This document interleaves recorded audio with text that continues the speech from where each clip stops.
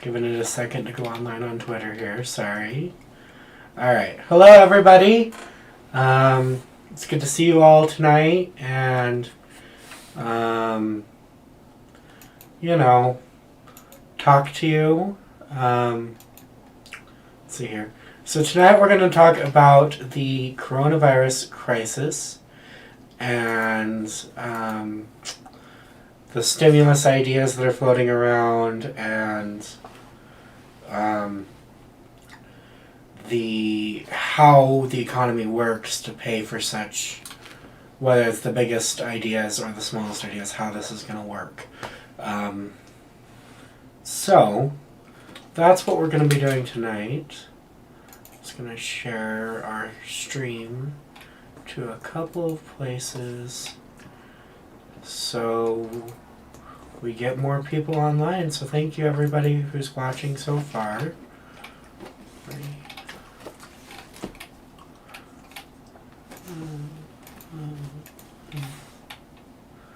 So first I want to talk a little bit about how our government's economy works.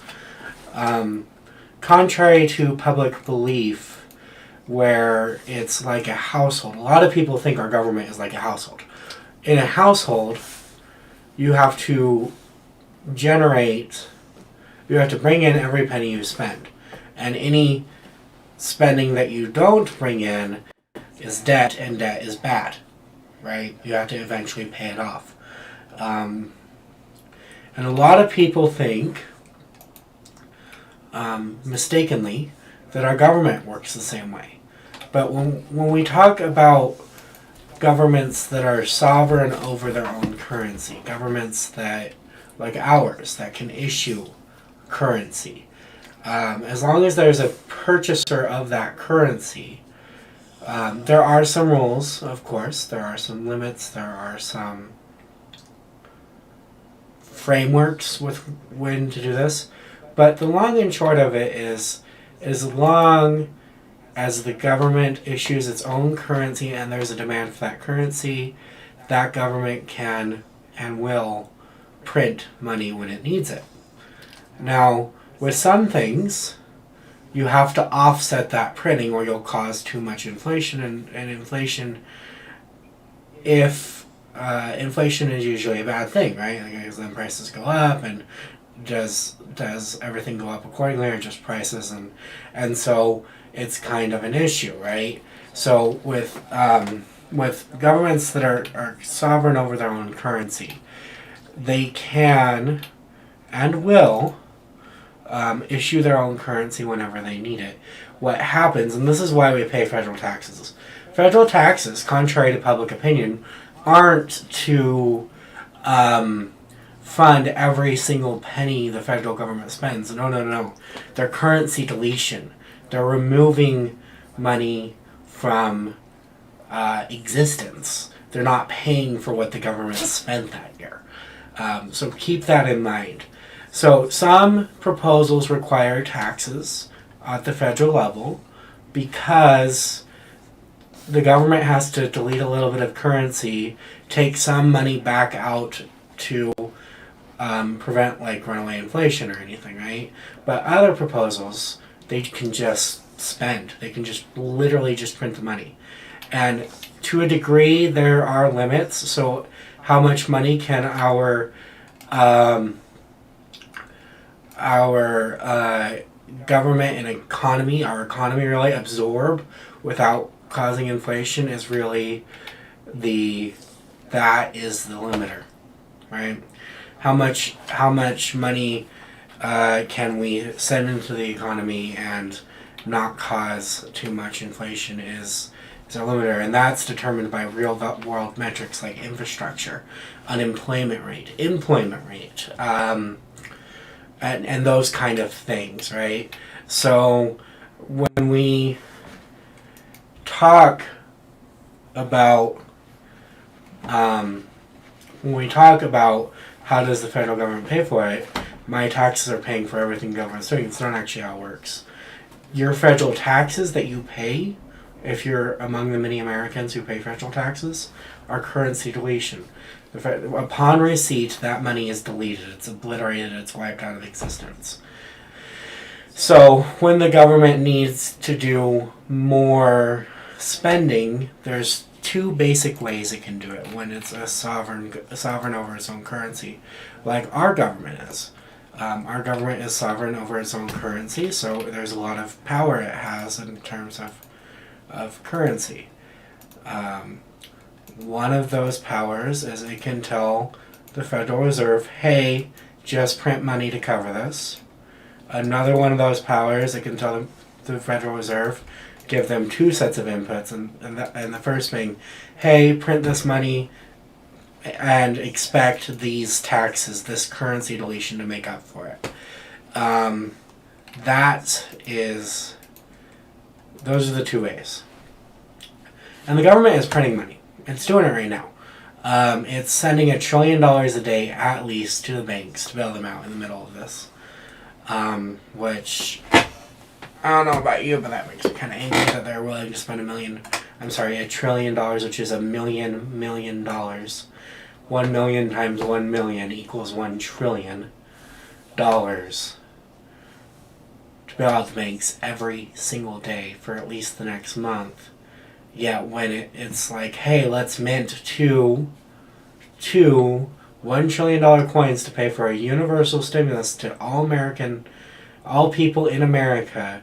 This $2,000 initial plus $1,000 a month until a year after this crisis is over to keep everyone afloat, which the wonderful Representative Rashida Tlaib came up with. When it's that proposal, how are we going to pay for it? Or war. Space Force, right? Trump just got his Space Force a few months ago. That was $750 billion. They just pressed a button and printed the money once Congress appropriated it. But when it comes to helping little people, how are we going to pay for it? No! Right? So it's just, the problem is the whole austerity mentality of our politicians doesn't work if the populace knows how the money actually gets created. So I think it's on us to inform people and learn ourselves. How does this actually work? And the most robust theory that explains how monetarily sovereign governments can do, what I've been explaining is called modern monetary theory. Now, all rules of economics are theories because money is a construct rooted in society and to a degree in psychology. That's all it is, and you can see my dog in the green screen there. Sorry, everybody. He's a silly boy. Okay. So, anyways, the modern monetary theory is a really good way if you want to learn about how it really works. Look into that. MMT for short. So I want to talk to you now about a few different stimulus programs that the government is, or that our politicians are debating. One, of course, is Rashida Tlaib's Automatic Boost to Communities Act, which is amazing, and that's the one I support the most strongest because it's just universal, and it makes sense, and it's called, you make coins to pay for it. Hold on, guys, sorry. Biscuit, the green screen is not a sheet. You can't play with it. Sit. Stay. Good boy. Sorry about that, everybody.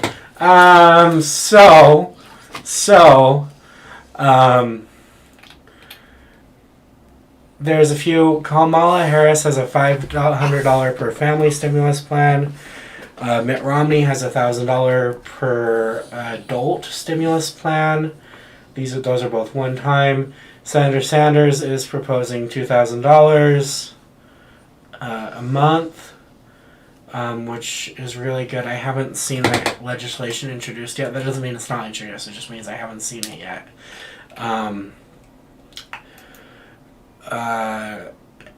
And let's see here.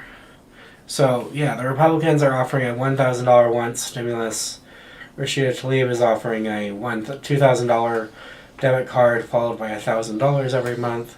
until this crisis has been over for a year, which just makes the most sense. And that one's truly universal. Citizen, non-citizen, tourist who's been here for 3 months alike, all get it. So nobody's hurting as badly, which I think is just a great people-centered approach to this. I really do.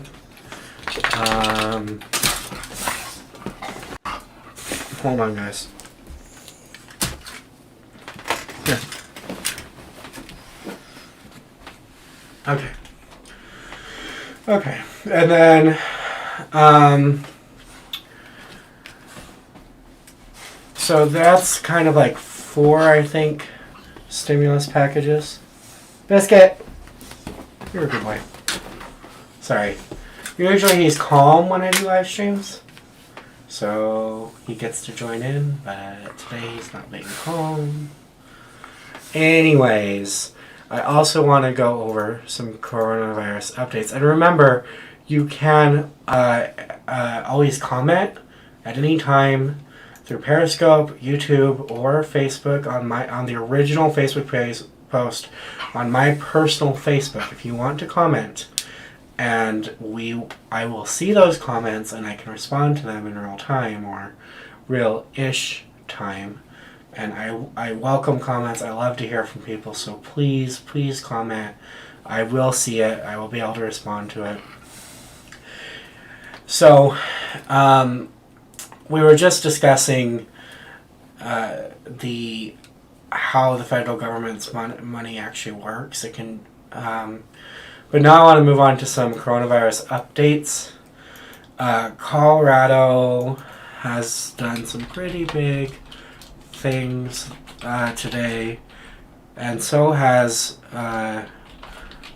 Denver Mayor Michael Hancock.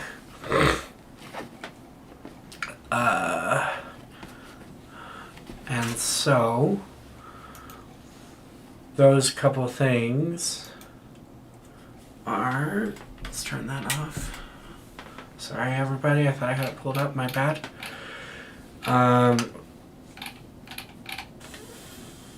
Okay. So Jared Polis, who is the Colorado governor, issued a new order to have more than 50% of non-essential workforces work from home as of Tuesday.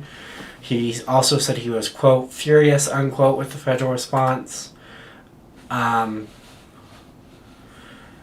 he said regarding enforcement of his orders, he said, and I quote, there is a far greater enforcement authority in these matters, and his name is the Grim Reaper. End quote. Colorado may need over 7,000 ventilators to prepare for the height of their outbreak. During the briefing he had this evening, he said, Jared Polis said that, and he also said that the states like Colorado are on their own because the federal government and the Trump administration are not prepared to handle this crisis. And I'm going to quote him here. In many ways, I couldn't have imagined that our nation's response could have been so slow. Like many governors of both parties across the country, I'm furious that as the leader of the free world, we're being forced to close down businesses and restaurants and bars because the United States, unlike Korea and Taiwan, didn't have enough tests, enough personal protective equipment, sometimes known as PPE, back to the quote, I'm sorry, or ventilators, or properly managed to care for those who would get this virus, end quote. That was an exact quote except for my explaining what PPP is also known as that. So the Denver Criminal Court is closing. The University of Denver is charging some in-person or refunding some fees. A CSU employee tested positive. That's Colorado State University. Colorado's up to seven known coronavirus deaths, and at least 600 positive, or nearly 600 positive cases. Out of 5,436 tests. Now, Denver Mayor Michael Hancock, I believe is his name, I'm double checking that right now, has issued a pretty fierce stay-at-home order. And the Denver police will be enforcing this when and where necessary. Restaurants can still offer carryout and delivery. Medical marijuana shops can remain open, and DIA will continue to operate, and city parks will remain open, but group activities will be prohibited and playgrounds closed. 148 people in Denver have tested positive for the virus, which is a likely fraction of those who've contracted it since tests are so scarce. And again, Colorado has about 600 known cases, which means about a quarter of Colorado's cases are in Denver. So the mayor is issuing a stay-at-home order to try to curb the outbreak. Police and business inspectors will be enforcing this order, but he's hoping people will just listen to it. And quote, if you're sick, stay home. If you're not sick, you need to stay home too, end quote. So that's Colorado news, and Colorado is close to my heart. I did move here to Utah from Colorado about a year ago, so I feel for all my friends and family in Colorado right now. And moving on to coronavirus worldwide news, there are 378,741 confirmed cases, 16,499 deaths. So if we do our math on the current confirmed death rate, sorry, I did that backwards. Clearing out my calculator. 16,499 deaths, just to repeat it, and 378,741.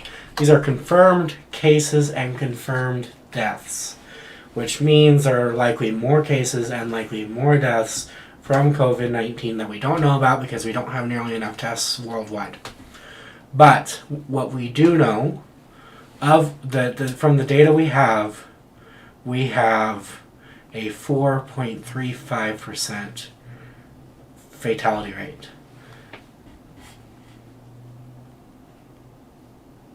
The flu has a 0.1% fatality rate.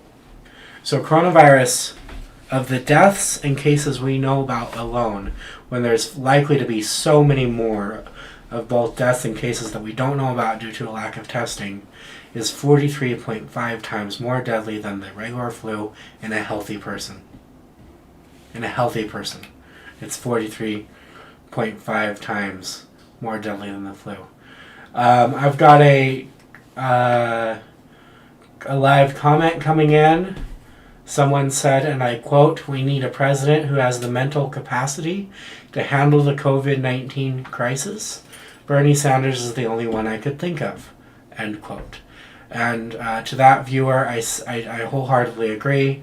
Bernie Sanders has been one of the leaders in this fight against COVID.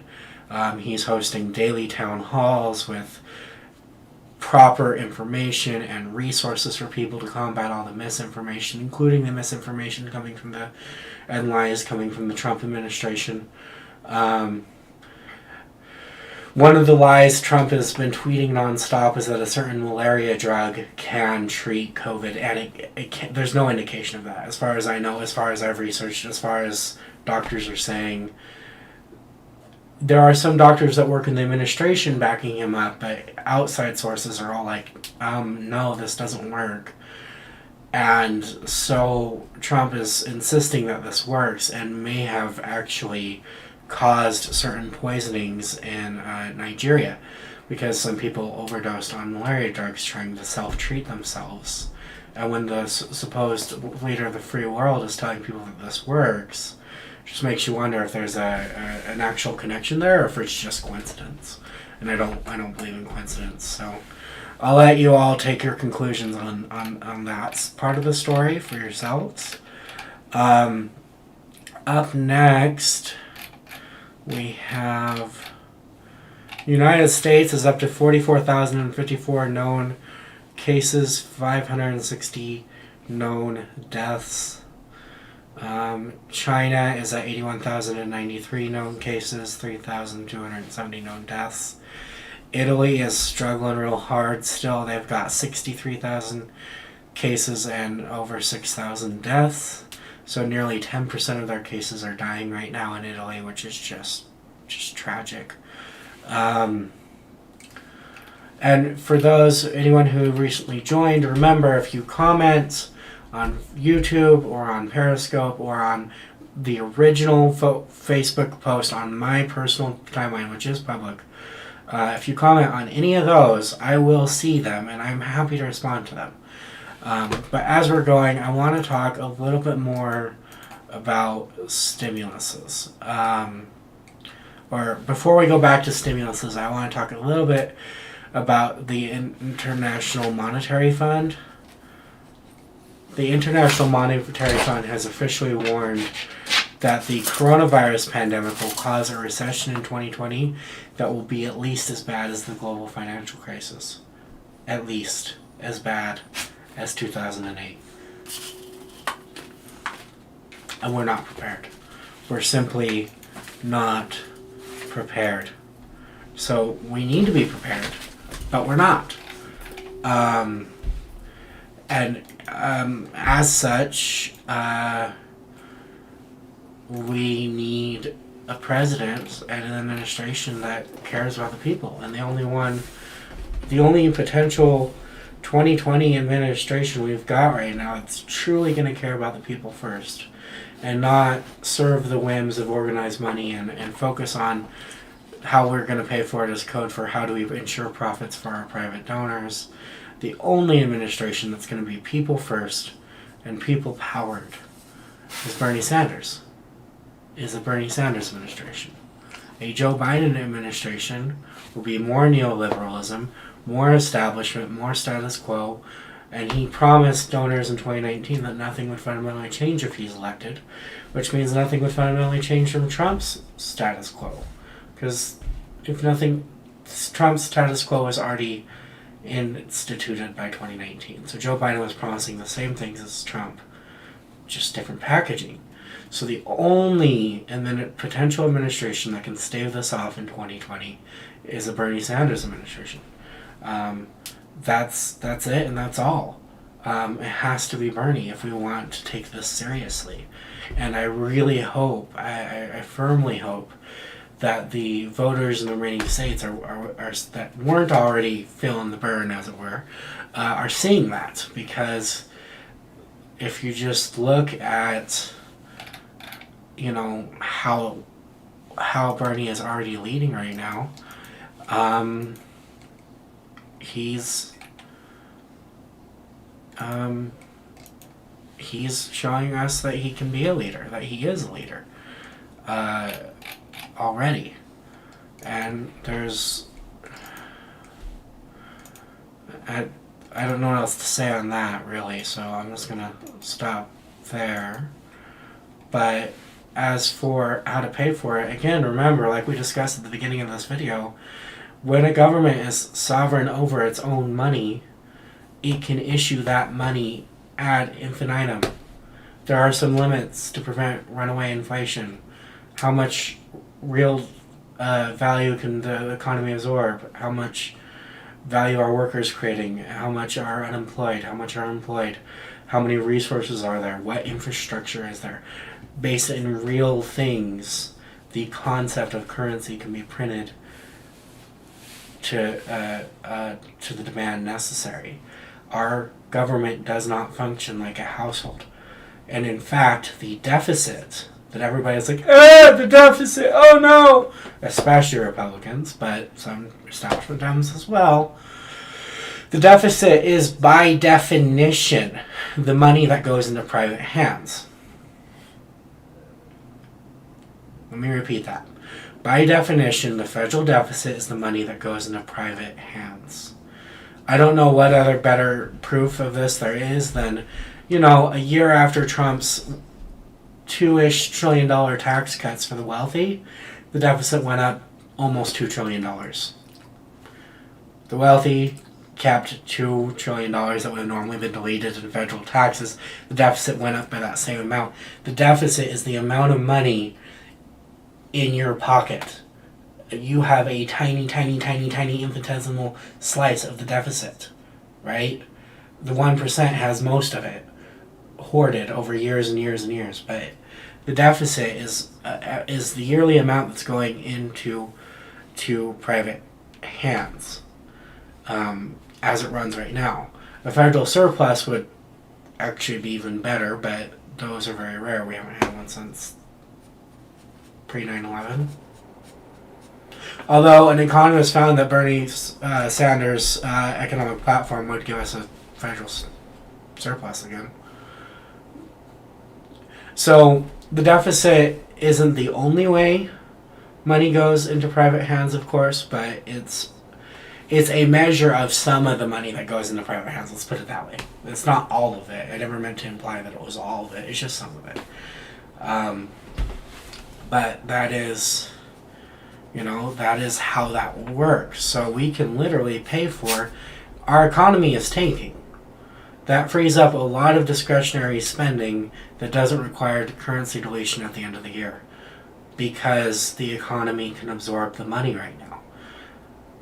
Hopefully that makes sense to everybody. If not, please look into modern monetary theory and remember that all economic rules are theories. It's not a physical science like physics or chemistry that has laws governed by the universe. It's just what we come up with. It's just a concept that we come up with. We can retool it at any time.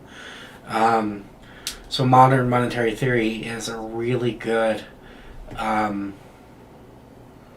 way to help, looking into it, is a really good way to help people understand how the federal government actually works. MMT is already how it works to a great degree. Our politicians do like to pretend it's a household budget because that preserves profits. Austerity preserves profits for the private sector, and most of our politicians are bought off by organized money through paying contributions from one or more industries, but it's not actually limited to that. So, again, I just want to recap real quick that the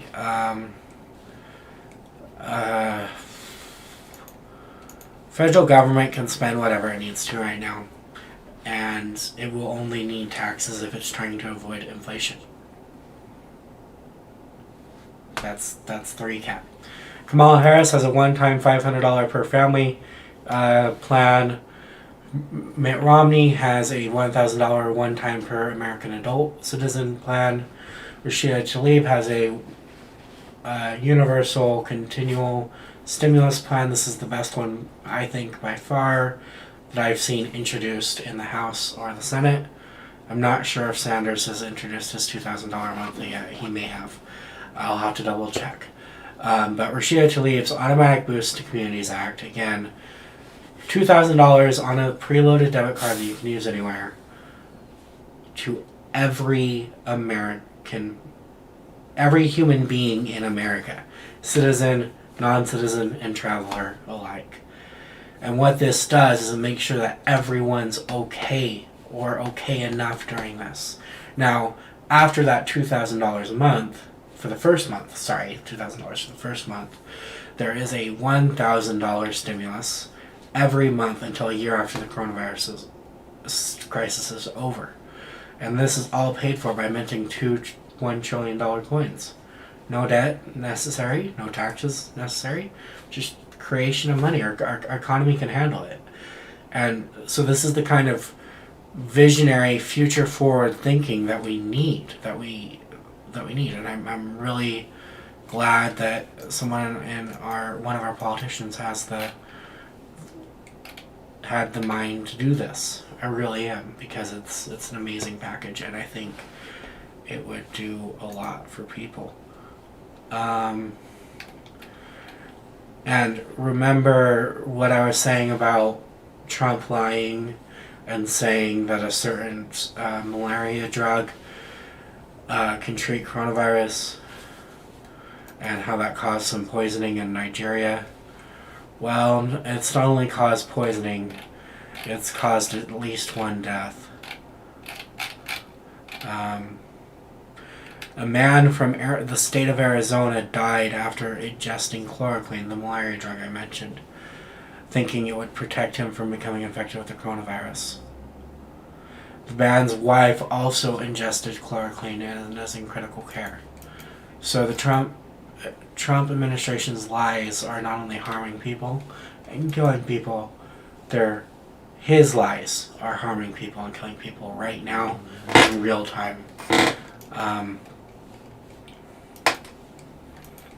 So it's just really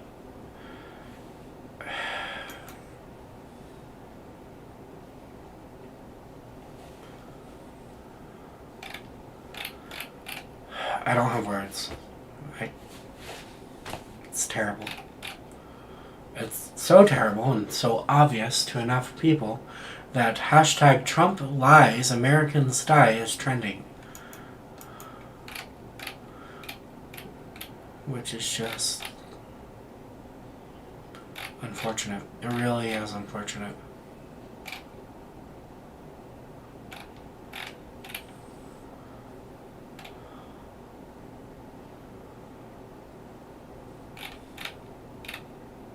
Remember, the coronavirus is currently killing 43.5%, times, not percent, more people than the flu would. And that's current death rate when we don't have enough tests and we're not testing everybody, so we don't know how many people actually have it and how many people actually died of it. So it's just really unfortunate. Before we go offline tonight, I do want to briefly talk about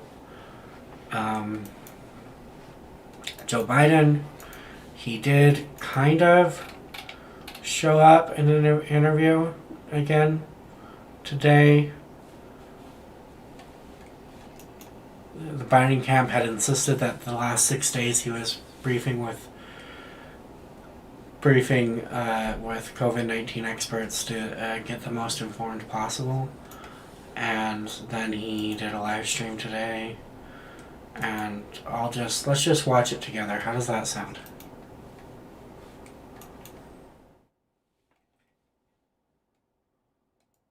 And in addition to that, we have to make sure that we are in a position that we are. Well, let me go to the second thing. I've spoken enough of that. So, yeah, he can't really remember what he learned. He's a man in clear cognitive decline. I'm going to turn back to me now. And so we have to remember that Joe Biden is not the leader we need. He's been hiding, and when he shows up, he does that kind of crap. And we need human first leadership. We need the guy who's been fighting for all humans, regardless of how they live or who they love or how they look or whatever, for 40 and even 50 years since he was old enough to do it. He's been fighting for it. So I'm going to go offline now. I want to thank everybody for watching. Please remember you can follow me on Facebook and Twitter. YouTube and Twitter. The information's to the right of your screen, and please donate when you can. That lets us keep the service alive to keep doing this. Alright, thank you everybody for watching, and I hope you all